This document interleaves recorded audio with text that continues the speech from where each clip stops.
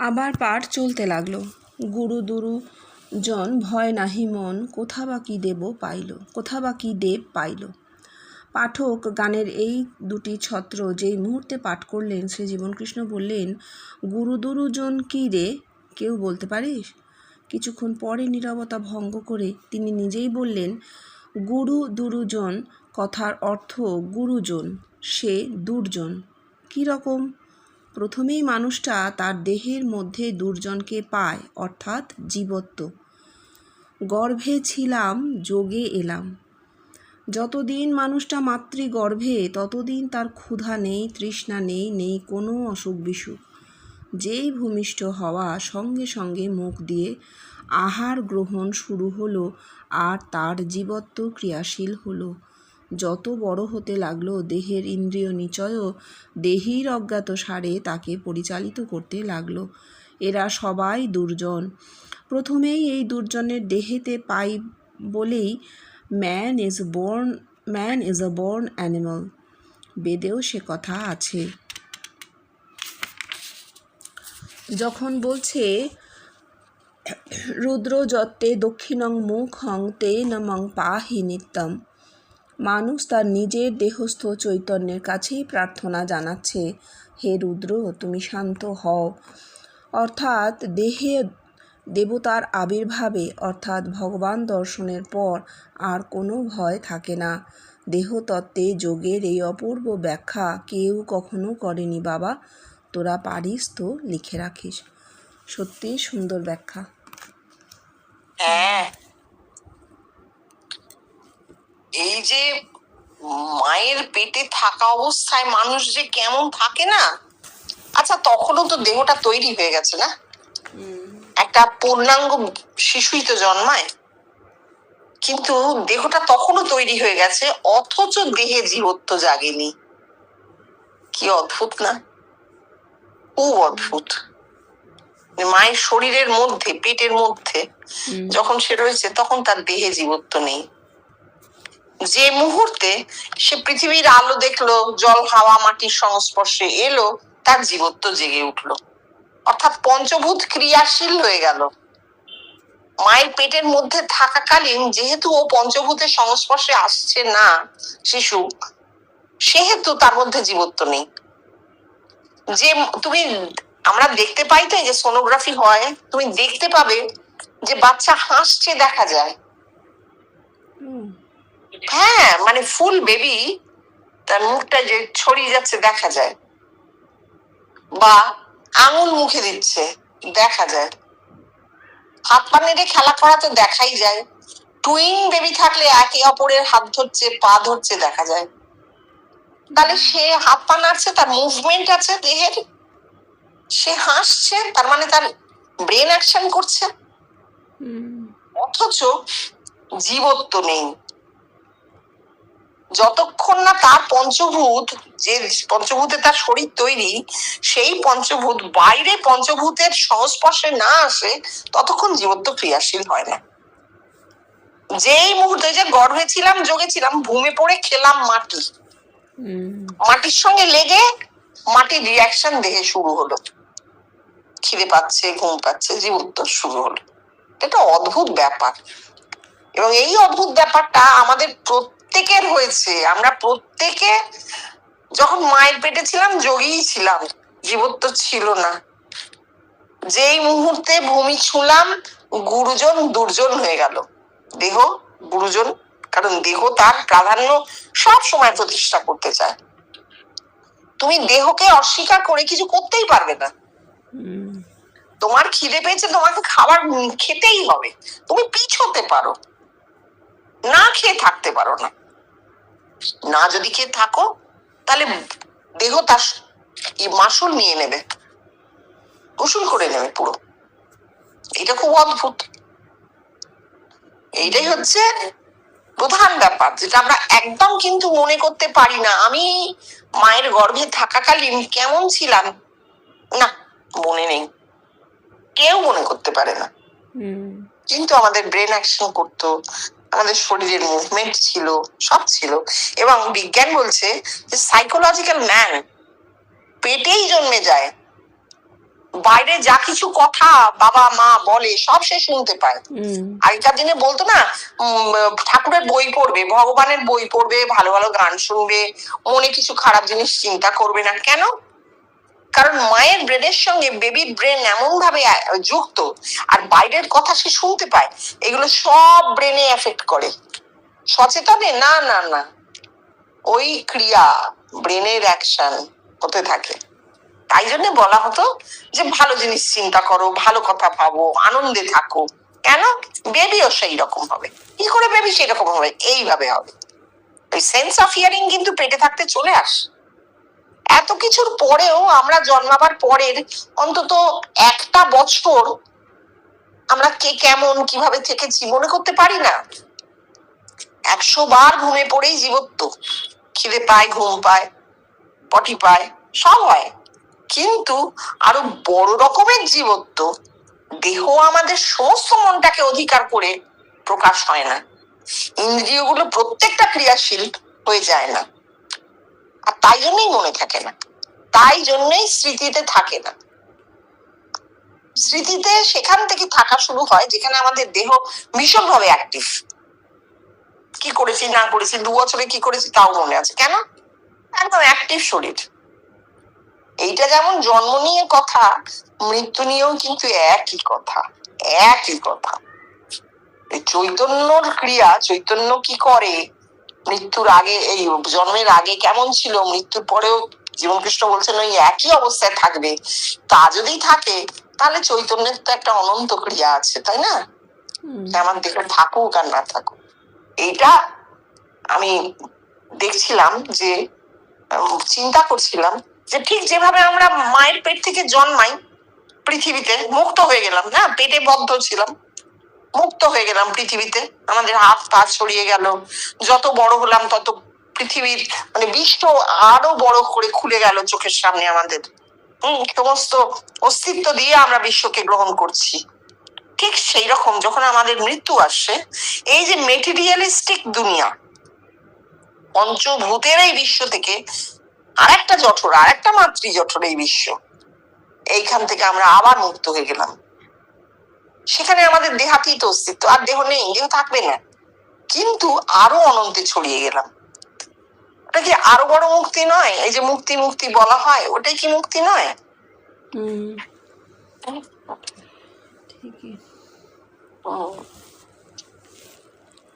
আর এটা যে বলছেন উনি, যে মানুষ জন্মায় পাশার প্রকৃতি, এই বিবেকানন্দ বলেছিলেন যে মানুষ পশু ছিল, মানুষ হয়েছে, এবার মানুষ, মানুষ থেকে ভগবান হবে।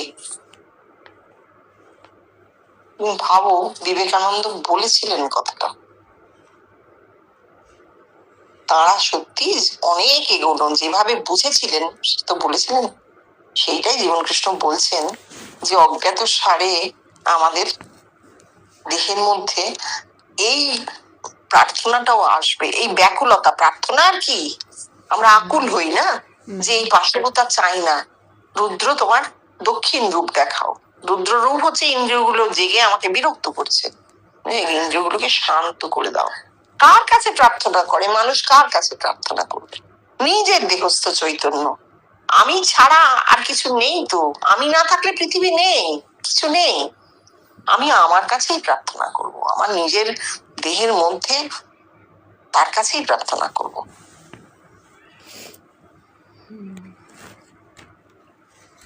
বেশ কিছুক্ষণ নিরবচ্ছিন্নভাবে পাঠ চলতে লাগলো। এক সময় শ্রীজীবনকৃষ্ণ বললেন, দেখ, স্বামী শিষ্য সংবাদে স্বামীজি এক জায়গায় বলছেন, ব্রহ্ম বিকাশ হলে তোর শ্বাস প্রশ্বাসের তরঙ্গ পর্যন্ত জীবের সহায়কারী হবে, তখন আর প্ল্যান এঁটে কর্ম করতে হবে না। কিছু বুঝলি? ওরে, ওই যে কথা রে, আমি তোদের বলেছি না, দেখ, এই মাথায় নিজ মস্তক দেখিয়ে আমার জ্ঞাতসারে হোক বা অজ্ঞাতসারে হোক, যে চিন্তা উঠবে জগতের মানুষের মাথায়, সেই মঙ্গল চিন্তা আপনা হতেই ক্রিয়াশীল হবে। তা সে মানুষ আমায় দেখুক আর না দেখুক। কিন্তু আশ্চর্য কি জানিস? স্বামীজি তা জানলেন কি করে? এ সেই জন দ্য ব্যাপটিস্ট। হ্যাঁ, একটা অসাধারণ জিনিস পড়া হচ্ছে এবং রেকর্ড হচ্ছে। স্বামী শিষ্য সংবাদ, শরৎচন্দ্র চক্রবর্তী বলে স্বামীজির একজন গৃহী শিষ্য ছিলেন, তার সঙ্গে স্বামীজির কথোপকথন সত্যি অপূর্ব অপূর্ব, মানে পড়লে অবাক হয়ে যাবে। যেখানে স্বামীজিকে উনি প্রশ্ন করছেন না, স্বামীজি তার উত্তর দিচ্ছেন। বিকশিত ব্রহ্মের কথায় জীবনকৃষ্ণ বলছেন, স্বামীজির কথাটা আগে বলেছেন যে ব্রহ্ম বিকাশ হলে, মানে কোনো মানুষের মধ্যে যদি ব্রহ্মত্বের বিকাশ হয় তাহলে তার শ্বাস প্রশ্বাসের তরঙ্গ পর্যন্ত জীবের সহায়কারী হবে, অর্থাৎ বিশ্বের মঙ্গল কারক হবে। যদি কারোর মধ্যে ব্রহ্মত্বের পূর্ণ বিকাশ ঘটে তাহলে সেই মানুষটির শ্বাস প্রশ্বাসের যে তরঙ্গ হাওয়ায় ছড়াবে তা পর্যন্ত জগতের জন্য মঙ্গলময় হবে।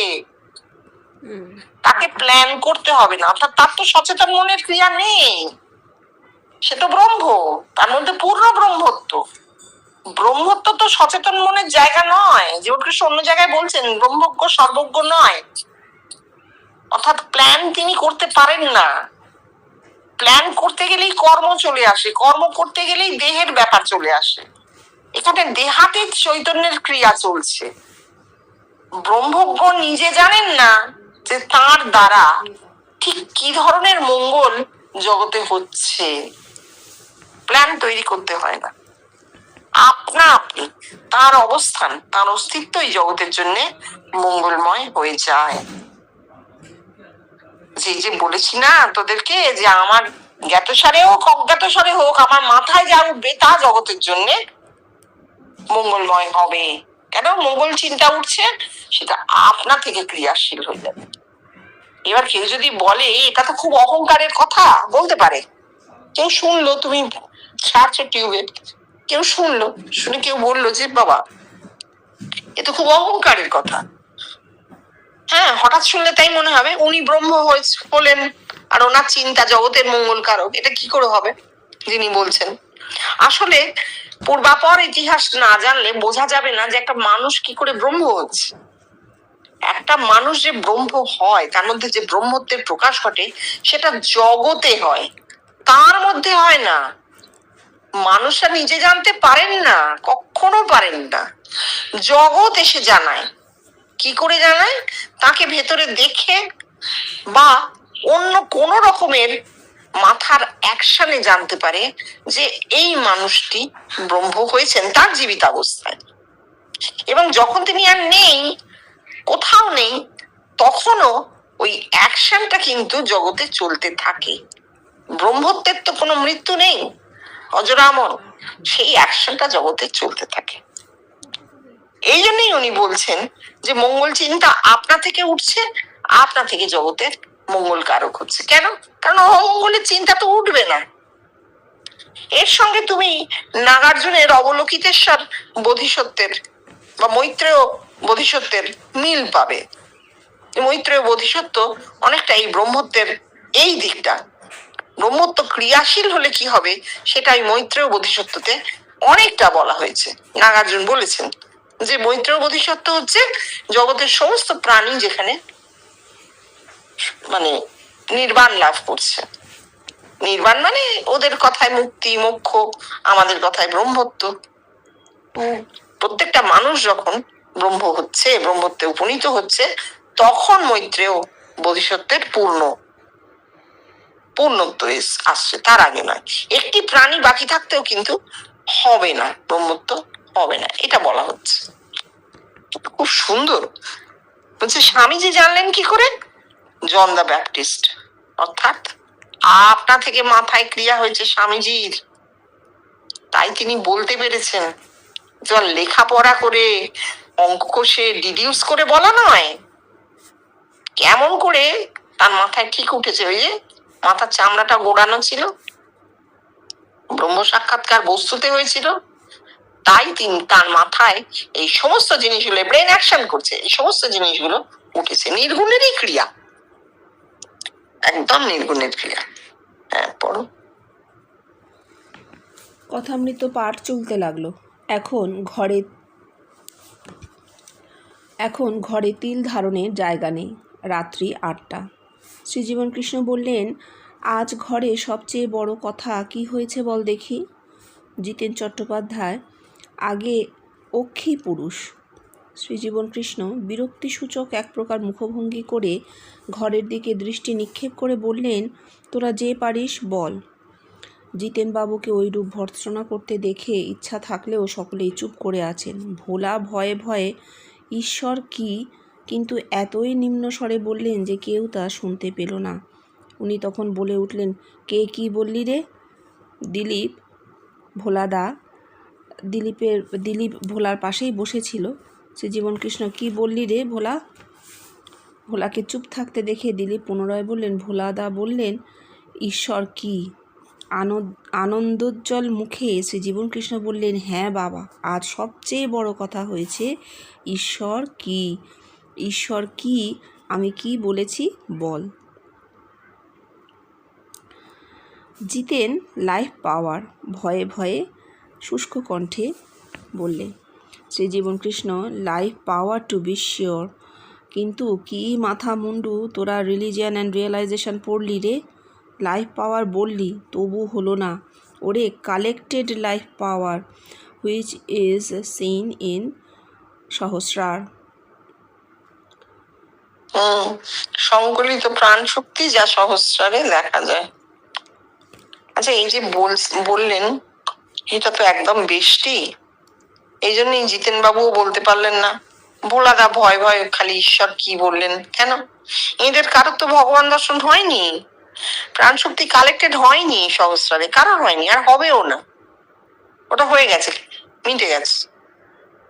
বাড়ির ভিত তৈরি হয়ে গেছে, এখন মাটির তলায় কতদূর নামানো হয়েছে দেখতে কি আমরা খুঁড়তে যাই? বাড়ি খুঁড়ে কি দেখি না তো। ও তো মাটির তলার জিনিস। বেষ্টি হচ্ছে মাটির তলার জিনিস, দেহের মধ্যে।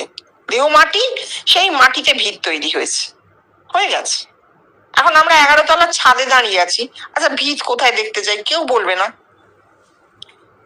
অথচ আমরা 11 তলার উপরে দাঁড়িয়ে আছি। ঠিক সেই রকমই জিতেনদা বা ভোলাদা বা যে ঘরে যারাই আছে কেউ বলছে না কেন?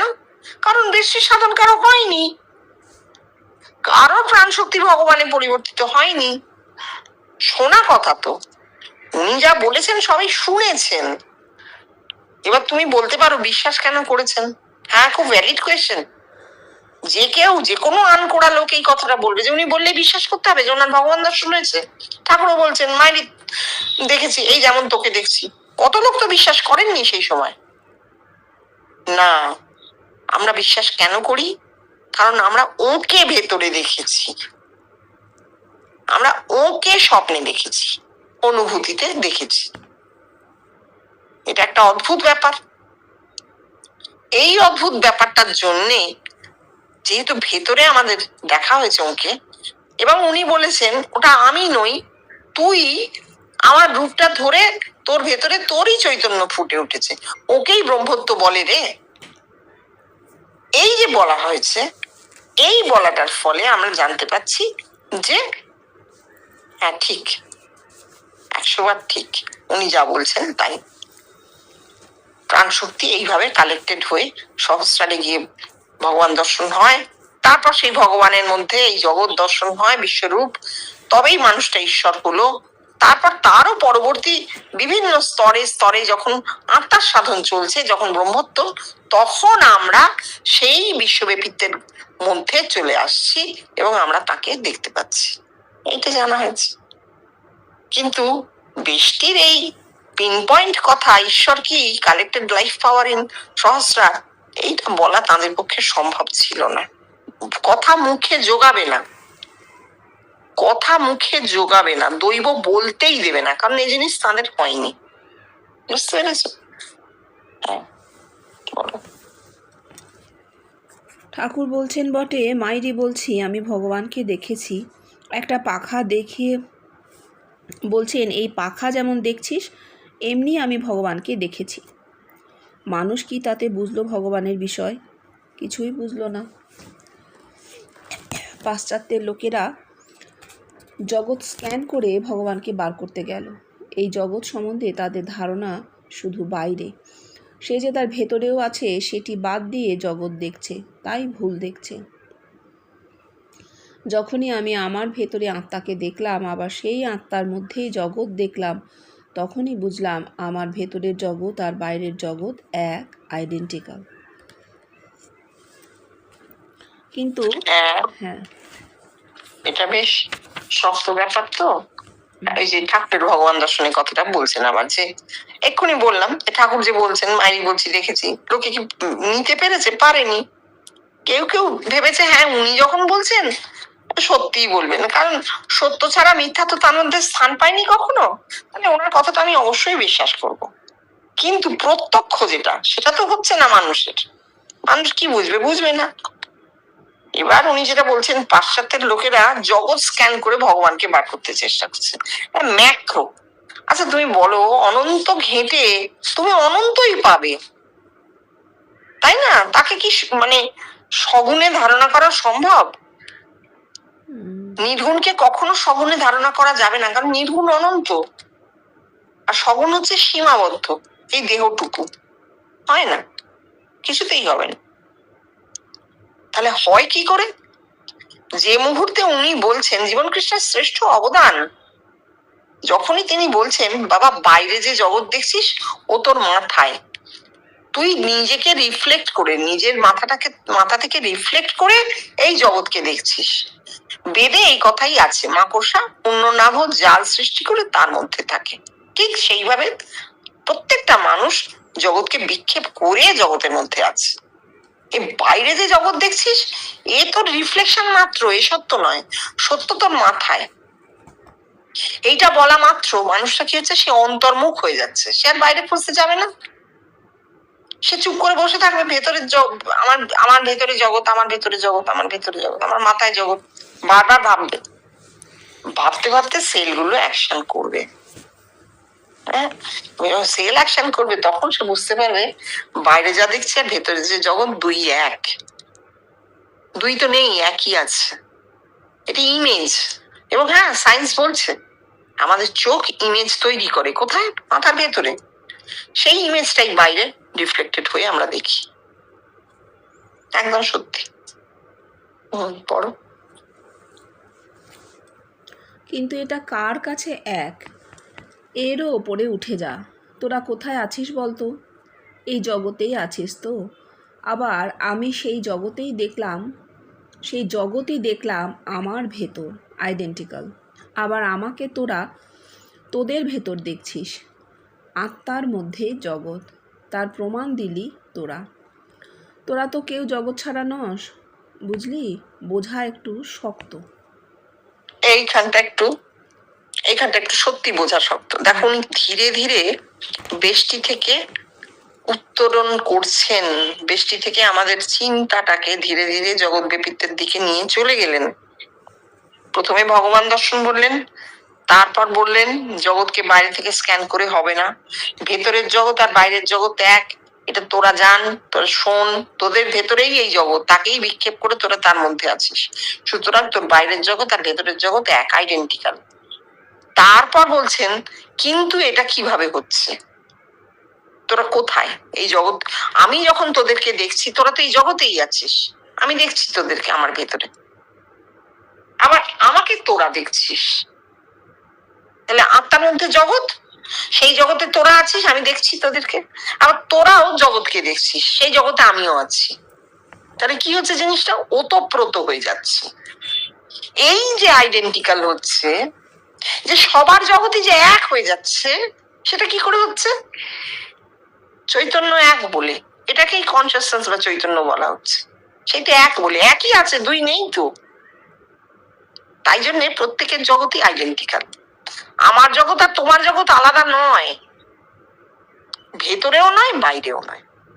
আর সেইখানেই জীবন কৃষ্ণ বলছেন ভেতরে আমি তোদের সবাইকে দেখতে পাই, এই তোরাই, আবার বাইরেও এই তোরাই বসে আছিস। তোরা দেখ, তোরাও ঠিক একই ভাবে ভেতরে আমাকেও দেখতে পাস, তোদের জগৎও তোদের ভেতরে আছে, দেখতে পাস, আরো অনেককে দেখতে পাস। এটা অদ্ভুত। আত্মার মধ্যে জগৎ, তার প্রমাণ।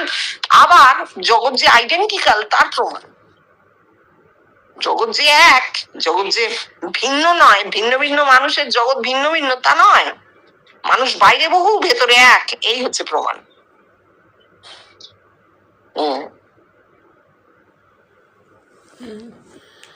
পাঠক আবার যখন কথামৃতের এই গানটি পাঠ করলেন, পহেলে শুনিনু অপরূপ ধ্বনি কদম্ব কানন হইতে, তারপর দিনে ভাটের বর্ণনে শুনি চমকিত চিতে। তখন জীবনকৃষ্ণ বললেন, দেখ, এই গানটির মধ্যে ঠিক উল্টো কথা বলে গেছে। যোগী এই গান শোনবা মাত্রই তার মাথায় স্ট্রাইক করবে যে এখানে একটু গণ্ডগোল রয়েছে। ভাট দেহে উদয় না হলে অপরূপ ধ্বনি শোনা যায় না। ভাট কে বল দেখি? যে বিয়ের ঘটকালি করে, ঘটক অর্থাৎ সচ্চিদানন্দ গুরু। চণ্ডীদাসে সচ্চিদানন্দ গুরুর কাজ করেছিল তার গৃহদেবতা বাসুলি। ওই যে রে, নিত্যার আদেশে বাসুলি চলিল, নিত্যা নির্গুণ ব্রহ্ম। চণ্ডীদাস তো দেখো দৈব তাকে দিয়ে লিখিয়ে নিয়েছে। নির্গুণের ক্রিয়া আবার সচেতনে লেখেননি, কি করে লেখা হচ্ছে জানতেন না। রামপ্রসাদ, চণ্ডীদাস, জীবনকৃষ্ণ অন্য জায়গায় বলছেন নিজের অজ্ঞাত সারে লিখে চলে গেছেন। নিত্যা যে নির্গুণ তা কি চণ্ডীদাস বুঝেছিলেন?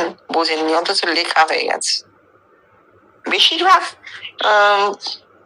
মানে কি বলবো, সফল সাহিত্য যার মধ্যে দর্শন আছে সারা পৃথিবী জুড়ে, সেই দস্তয়েভস্কি বলো, আমাদের রবীন্দ্রনাথ বলো, যার কথা বলো, তারা যে সমস্ত সাহিত্য রচনা করেছেন যা মানুষের ব্যক্তিগত গণ্ডিকে ছেড়ে জগতে ছড়িয়ে গেছে এবং কালজয়ী হয়ে গেছে, জানবে সব কিন্তু সজ্ঞানের সৃষ্টি নয়, সচেতনে লেখা নয়, প্ল্যান করে লেখা নয়।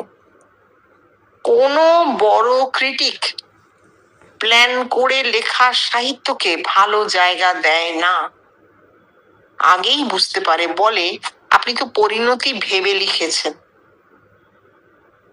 এবার তুমি যদি চণ্ডীদাস বা রামপ্রসাদকে বড় কবি বলে ধরো, নিশ্চয়ই ভীষণ বড় কবি ছিলেন, এখনো আমরা চণ্ডীদাস পড়ি, এরা কেউ সচেতনে সজ্ঞানে প্ল্যানেটে এসব কবিতা বা গান লেখেননি, লিখতে পারেন না। ভেতরে একটা অন্য সত্তা ক্রিয়াশীল হয়, সেই সত্তা লিখিয়ে নেয়। লেখার পরে তিনি নিজেও কিন্তু অবাক হয়ে ভেবেছেন, এটা আমি কি লিখলাম, এটা কি লিখলাম, কিন্তু লিখেছেন। হ্যাঁ, যে কি অদ্ভুত। ভাট সচ্চিদানন্দ গুরু তিনি কি করছেন, ভগবানের সঙ্গে আমার মিলন করাবেন। ভাট এলেন কোত্থেকে? নির্গুণ থেকে। সচ্চিদানন্দ গুরু নির্গুণ থেকে নিগমে নামেন। অদ্ভুত না? এর আগে আমরা কি কোনোদিনও জানতে পেরেছি যে সচ্চিদানন্দ গুরু ছিলেন? কি বলে, চণ্ডীদাসের সচ্চিদানন্দ গুরু লাভ হয়েছিল। আসলে সচ্চিদানন্দ গুরু লাভ না হলে তো বেষ্টির সাধন হবেই না, এই প্রথম জীবনকৃষ্ণ জানালেন। এগুলো একটা রেকর্ডেড ডকুমেন্ট হয়ে থাকা দরকার। কেউ জানতো না যে চণ্ডীদাসের যে গৃহদেবতা বাসুলি, তার এক হাতে বীণা আর এক হাতে পুস্তক। আমি কাল পড়লাম, বাসুলি যে দেবী বাসুলি, তার এক হাতে বীণা আর এক হাতে বই। এবং আমরা জানি যে ঠাকুর কোনো নিয়ম না মেনে পুজো করতেন ভবতারীর। একটু হাওয়া করে দিলেন, একটু ফুল দিলেন, নিজের মাথায় দিলেন, ঠাকুরের পায়ে দিলেন, একটু খাবার নিজে খেয়ে নিলেন, এইসব করতেন। চণ্ডীদাস পুজো করতে বসে কোনোদিনও নিয়ম মেনে, চণ্ডীদাস ব্রাহ্মণ পুত্র ছিলেন, কোনোদিন নিয়ম মেনে মন্ত্র পড়ে পুজো করতে পারেননি বাসুলি দেবীর। পুকুর থেকে মাছ ধরে ভোগ রান্না করে সামনে দিয়ে আর বসে বসে এই গান করতেন আর কাঁদতেন।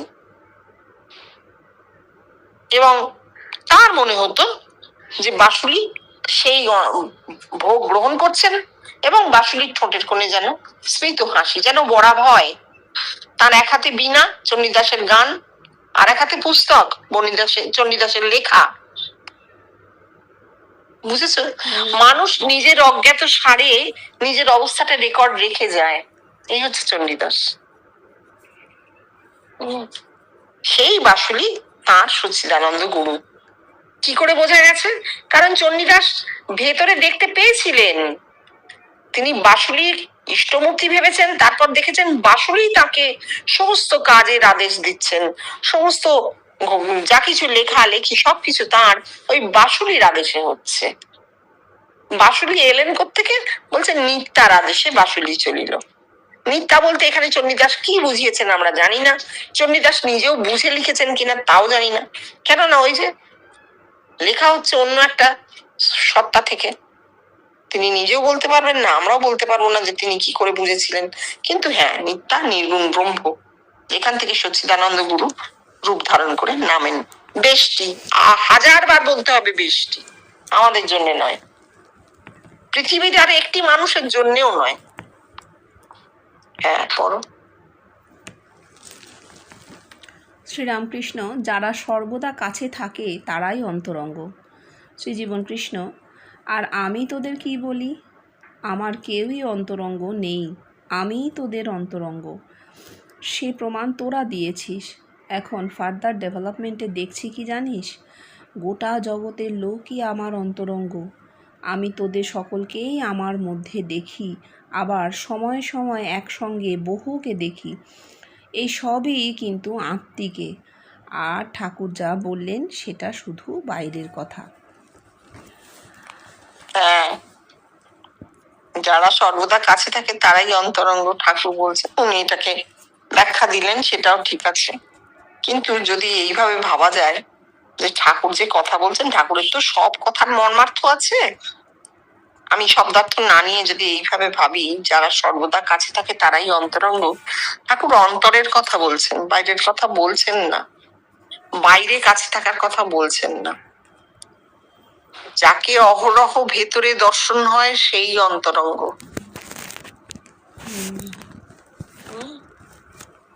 ঠাকুর ভেতরে যাদের দেখেছেন তারাই অন্তরঙ্গ। আর যারা আমরা প্রত্যেকটা মানুষ যাকে অহরহ ভেতরে দেখতে পাই সেই আমার সবচেয়ে অন্তরঙ্গ। বলো। শ্রীজীবন জনৈক, একটা কথা জিজ্ঞাসা করব? শ্রীজীবন কৃষ্ণ, কি বল জনৈক? আচ্ছা, এই যে আপনি বললেন একসঙ্গে বহুকে দেখেন, তার মধ্যে অজানা লোকও থাকে তো? আর তার মধ্যে মেয়েদেরও দেখেন তো? শ্রীজীবন কৃষ্ণ, হ্যাঁ, অনেক অজানা লোককেও দেখি, আর তাদের মধ্যে মেয়েদেরও দেখি, তবে সংখ্যায় কম। কেন রে? তোদের তো বলে গেছি, শুধু বলিনি, লিখেও দিয়ে গেছি। বেষ্টির সাধনের সময় ওই যে অর্ধনারীশ্বরকে দেখলাম, সেখানে কি ব্যাখ্যা দিয়ে গেছি? আমায় শুধু বোঝাবার প্রয়াস চলেছে, আত্মা নারীও বটে, আত্মা পুরুষও বটে। তার এই ফার্দার ডেভেলপমেন্ট আমার আত্মিকে বহুর মাঝে নারীকে দেখা, বুঝলি না? নে পড়। বহুর মাঝে নারীকেও দেখা, মেয়েদের না মায়েদের দেখি, তবে সংখ্যায় কম। আচ্ছা, এইটা যিনি জিজ্ঞেস করেছিলেন তার মাথার মধ্যে প্রশ্নটা জেগেছিল তো, যে ব্রহ্ম পুরুষ, পুরুষ যোগ্য, হ্যাঁ, সূর্যমণ্ডলস্থ পুরুষকে দেখাই ব্রহ্ম দর্শন ইত্যাদি ইত্যাদি, এত লেখা হয়েছে, এত বলা হয়েছে, কোথাও নারীর কথা নেই। নারী বললেই বলা হচ্ছে আদ্যাশক্তি, প্রকৃতি, দেহ। মায়ের থেকে দেহটা পাওয়া হয়, তাই প্রকৃতি, তাই মা, নারী। কিন্তু এগুলো যে রূপক, এটাও তো বুঝতে হবে। পুরুষের দেহ ধারণ করে যদি একটা মানুষ, একটা পুরুষের দেহ, তাকেও আমরা প্রকৃতিই তো বলবো, তার দেহটা তো প্রকৃতি। যাকে পুরুষ বলে মিন করা হচ্ছে বেদে, বেদান্তে যাকে পুরুষ বলে মিন করা হয়েছে, তার তো কোনো দেহ নেই, সে তো চৈতন্য স্বরূপ। দেহ যারই আছে সেই প্রকৃতি। যখন রূপকে বলা হয়েছে পুরাণে, যে যখন বৃন্দাবনে পুরুষ খুঁজতে যাওয়া হয়েছে, তখন সবাই এসে দাঁড়িয়েছে, গোপী গোপিনীরা, গোপীরা বলছে আমরা পুরুষ, আর গোপিনীরা নারী। তখন অক্রূর বলছে যে না, বৃন্দাবনে একমাত্র পুরুষ হচ্ছেন কৃষ্ণ, মানে নির্গুণ, পুরুষের কোনো রূপ নেই। তোমরা সবই নারী, অর্থাৎ তোমরা সব প্রকৃতি। দেহ ধারণ করলে দেহ মানেই প্রকৃতি, পুরুষ প্রকৃতি এইভাবে বোঝা যায়। তাহলে প্রকৃতি হলে কি সে পুরুষ নয়? হ্যাঁ, পুরুষ থেকেই তো এত বড় শরীর প্রকৃতি। আবার এই প্রকৃতির লয় হবে কোথায়? পুরুষে। তাহলে যিনি জিজ্ঞেস করেছেন তার এইখানটা একটা পুরুষ প্রকৃতি নিয়ে দ্বন্দ্ব, নারী পুরুষের দ্বন্দ্ব। নারী পুরুষের লিঙ্গভেদ বাইরে জগতে, আত্মিকের লিঙ্গভেদ নেই, আত্মার লিঙ্গভেদ নেই, হয় না। চৈতন্যের কোনো লিঙ্গ থাকতেই পারে না, কারণ চৈতন্য তো দেহাতীত। দেহের লিঙ্গভেদ হয়, তো দেহের লিঙ্গভেদ দিয়ে আমাদের কি কাজ? সে তো ব্যবহারিক জীবন। আমরা যখন আত্মিকের কথা বলছি, আত্মার সাধনের কথা বলছি, সেখানে দেহ আমাদের আসবেই না মাথায়। কিন্তু তার এসেছে, তিনি জীবন কৃষ্ণকে জিজ্ঞেসই করে ফেললেন যে আপনি কি দর্শনে কোনো নারীকে দেখেন না? কেন দেখবেন না? নিশ্চয়ই দেখবেন। বলছেন সংখ্যায় কম। হ্যাঁ, সংখ্যায় কম হতে পারে, কারণ তখন মেয়েরা এমনিতেও খুব একটা বেরোতো না, তো একটু তো তারা বাড়ির ভেতরেই থাকা মেয়ে ছিল সেই সময়, তার কম দেখতেন। কিন্তু একদম দেখতেন না তা নয়, দেখেছেন। এবং এই কথাটা জিজ্ঞেস করার আগে তখন দিনলিপিগুলো প্রকাশ হয়নি। যদি হতো তাহলে উনি পড়লে জানতে পারতেন যে জীবন কৃষ্ণের অনুভূতিতে কত কত প্রকৃতি দর্শন আছে। এবং ওনার শ্রেষ্ঠ প্রকৃতি দর্শন হচ্ছে ডাকিনী মূর্তি, দাক্ষায়ণী। সেই যে স্নিগ্ধ মূর্তি, যা দেখে উনি বুঝেছিলেন যে জগতের মঙ্গল হচ্ছে, জগৎময় হয়ে গিয়ে জগতের মঙ্গল সূচনা হলো তার, এটা উনি দেখেছিলেন। সে তো নারী মূর্তি, পুরুষ মূর্তি নয়। অসংখ্য নারী মূর্তি তার দর্শনে এসেছে বারবার। যাই হোক, সুন্দর। তাহলে সোমবার আবার আর একটা লাইন আছে। ও আছে, বলো বলো। কথামৃত পাঠ, নাহি তব উপমা প্রভু, নাহি তব উপমা। শ্রীজীবন কৃষ্ণ, কেন উপমা নেই রে, একা আমিই আছি, তাই কার সঙ্গে উপমা দেবে? দুই থাকলে তবে তো উপমা। তাহলে তো প্রভু নেই, না, তাহলে গান ভুল। নাহি মোর উপমা, নাহি মোর উপমা, আমি একাই আছি। একাই আছে। তবও নেই, প্রভুও নেই, তাই না?